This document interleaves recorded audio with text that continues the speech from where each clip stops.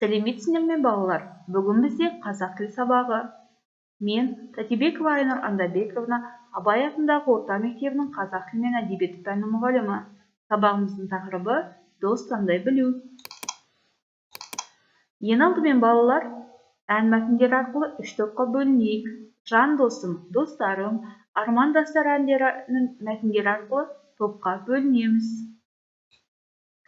Оқу мақсаты: мәтін бойынша проблемалық сұрақтар құрастыру, еліктеуіш сөздердің мәтіндегі қолданысын түсіну.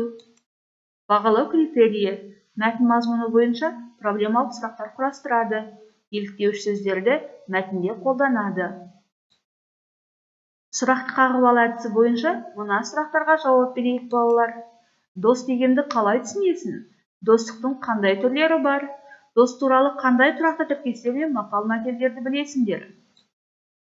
Бірінші тапсырма: мәтіндерді оқып, берілген мәліметтерді кластер әдісімен түсіндіріңдер. Оқылымдағы әдісімен жұмыс жасаңдар. Бірінші топ: бірінші бөлімді оқып, бұлың түймедегі әдісі бойынша жай сұрақ, нақтылайтын сұрақ, бағалайтын сұрақ құрастырады. Екінші топ: екінші бөлімді оқып, бұлың түймедегі әдісі бойынша шығармашылық сұрақ, қорытынды, практикалық сұрақтар құрастырады. Үшінші топ: сіз кіммен доссыз? Видеоролигін тамашалау арқылы проблемалық сұрақтар құрастырады. Ой-түрткі сұрақтарына жауап береді.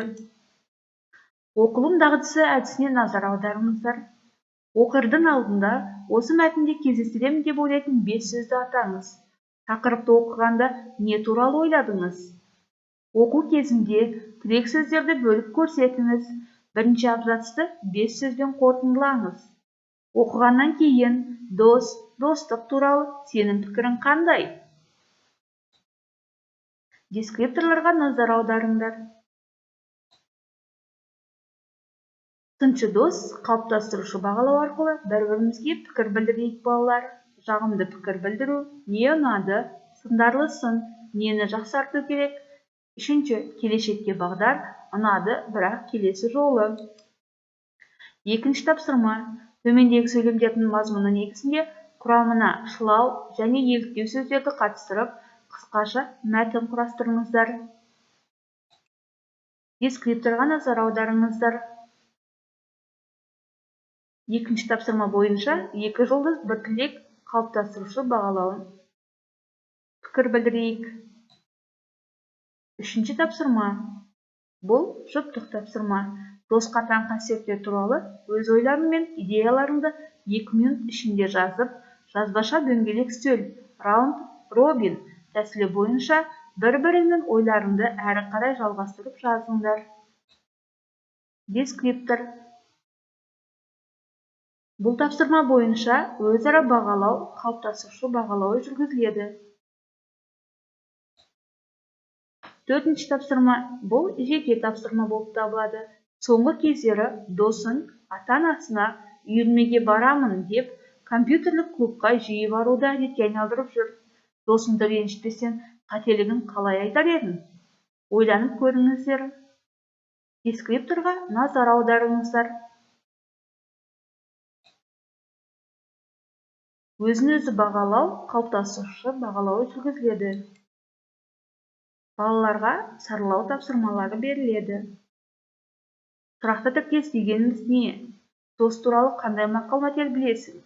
Жаман дос көлеңке, басымды күн шалса, қашып кетеді деген Абайдың нақыл сөзін қалай түсінесің? Осы тапсырма бойынша қалыптастырушы бағалау: жақсы, сабаққа дайындығың жақсы екен. Осы сабақ бойынша рефлексия пирамидасы әдісі бойынша кері байланыс беріледі. Сіз үйренген 4 нәрсе, сіз бұған дейін білген 3 нәрсе, сіз көбірек білгіңіз келетін 2 нәрсе, есте сақтау керек маңызды 1 нәрсе.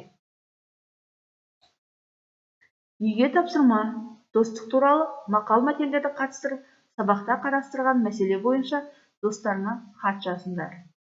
Бағалау: оқушыларды балдық жүйе бойынша бағалаймыз. 5 деген баға 10, 8 балл алған оқушыға, 4 деген баға 7-6 балл алған оқушыға 3 деген баға, 5-4 деген балл алған оқушыға 2 деген баға, 3-0 балл аралығында алған оқушыға қойылады. Балалар, сабағымыз осымен аяқталды. Қош, сау болыңыздар.